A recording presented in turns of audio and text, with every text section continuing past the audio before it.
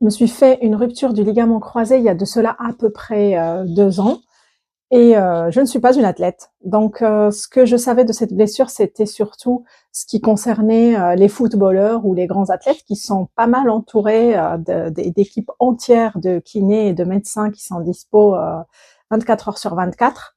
Pour moi, c'était assez compliqué à comprendre. Déjà ce que c'était, ce que ça impliquait dans ma vie. Il y a un avant, il y a un après. C'est un moment très difficile et qui arrive souvent avec des vies qui sont très remplies de beaucoup de choses pour une personne normale, un travail à temps plein, des enfants, des responsabilités, des projets.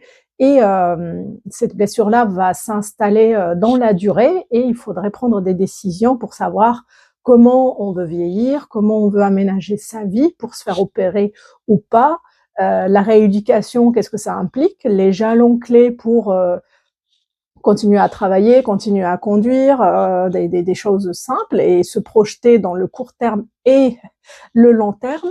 C'est une période qui est assez difficile émotionnellement et physiquement. Donc du coup, personnellement, je me suis beaucoup documentée. J'ai fait beaucoup de recherches sur les études, notamment en anglais, et j'ai trouvé qu'on avait très peu d'informations pour les gens que j'appelle normaux en français.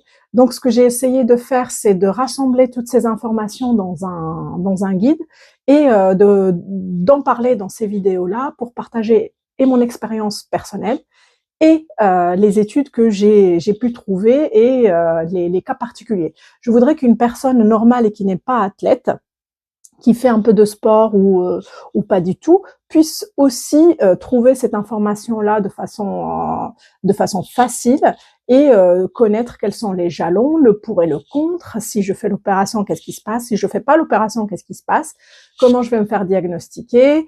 Comment je vais me faire traiter? Quelles sont les différentes opérations qui existent? Je suis allée très loin dans mes recherches jusqu'à comment créer du muscle par tranche d'âge, par alimentation, quel est le sport adapté et quels sont les mouvements adaptés pour chaque période de la rééducation pour pouvoir tirer le maximum de sa rééducation, surtout quand on n'a pas le temps. Donc tout ça, je l'ai condensé dans mon guide que je vous laisse dans la description, mais aussi dans des vidéos qui vont suivre. Mon but est vraiment de partager le maximum d'informations pour que la personne qui passe par là ne se sente pas seule face à ça.